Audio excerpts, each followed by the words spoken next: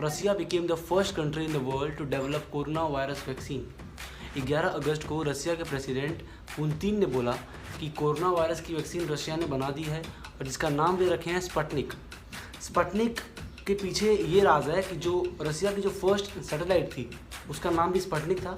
उससे इंस्पायर होके रशिया ने उनकी जो वैक्सीन है उसका नाम रखा है स्पुतनिक। रशिया अर्लियर सेड कि सारे क्लिनिकल ट्रायल्स हो चुके हैं और 12 अगस्त तक वो ये वैक्सीन को लॉन्च कर देंगे, पर उन्होंने ऐसा नहीं किया। उन्होंने एक दिन पहले यानी 11 अगस्त को ये वैक्सीन लॉन्च कर दी।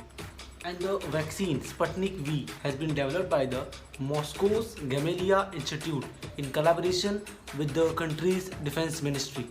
अब सवाल ये है कि ये वैक्सीन करती क्या है। See, this medicine creates sustainable immunity to fight against coronavirus. और लोगों को भरोसा दिलाने के लिए जो प्रेसिडेंट है रसिया के मिस्टर पुतिन, उन्होंने यहाँ तक ये भी कहा कि जो उनकी बेटी है, जब उनकी बेटी को बुखार था तब उनकी बेटी को ये दवा दिया गया और उसका बहुत सक्सेसफुल रिजल्ट आया। और वो ये भी कह रहे हैं कि जब ये दवा वैक्सीन मार्केट में आ जाएगी तो पहले बुजुर्गों और जो कोरोना वॉरियर्स है उनको दिया जाएगा, उसके बाद जो वहाँ के लोग हैं उनको दिया जाएगा। और एक खुशखबरी ये है कि ये दवा रशिया में फ्री ऑफ कॉस्ट होगी, इसका कोई गवर्नमेंट चार्ज नहीं करेगी और जो इसका बजट है वो वहाँ की हेल्थ मिनिस्ट्री डिसाइड करेगी।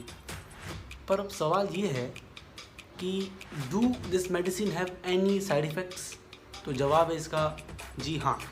देखिए, किसी भी मेडिसिन को मार्केट में लाने से पहले उसके कुछ लीगल स्टेप्स होते हैं, कुछ लीगल ट्रायल्स होते हैं, उसके बाद ये वो दवा लीगली मार्केट में आने के लिए रेडी होती है।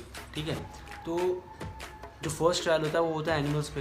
जो एनिमल्स पे अगर कोई रिएक्शन नहीं होता उसके बाद होता है ह्यूमंस पे। तो ह्यूमंस में होते हैं 3 phase, first phase, second phase, third phase. First phase में डजन्स ऑफ पीपल, मतलब बहुत 50-60 लोग लगभग उसमें पार्ट लेते हैं। अगर वो सक्सेसफुल होता है तो हम जाते हैं सेकंड फेज़ पे। सेकंड फेज़ में 100 ऑफ पीपल उसमें पार्ट लेते हैं।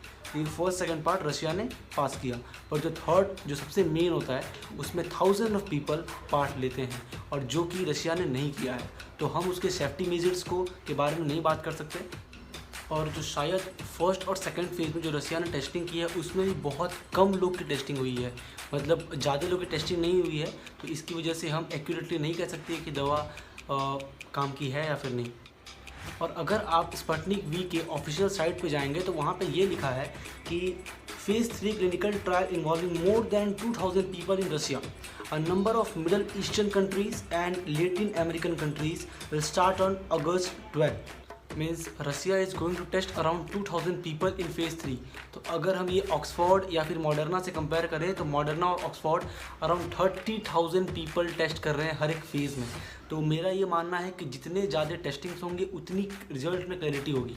ठीक है, तो हम ये नहीं कह सकते कि रशिया की वैक्सीन काम करेगी या फिर नहीं करेगी, क्योंकि जो एक्सपर्ट्स हैं उन्हें डेटा चाहिए to analyse the thing they are giving, like ये जैसा कि रशिया कोरोना वायरस की जो वैक्सीन की जो डेटा है वो नहीं देना चाह रहा, तो हम ये कह सकते हैं यहाँ पे रिस्क है और इट माइट और माइट नॉट वर्क।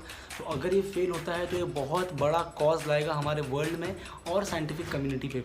देखिए, वैक्सीन सबको चाहिए, वैक्सीन के पीछे सब भाग रहे हैं। ठीक है, अराउंड 2 करोड़ पीपल ये कोरोना वायरस की चपेट में आ चुके हैं और अराउंड 7,15,000 लोगों की डेथ हो चुकी है। ये medicine can be achieved only with science and patience. तो हमें यही करना पड़ेगा, पेशेंस रखना पड़ेगा, किसी ना किसी वैक्सीन बनेगी। Thank you.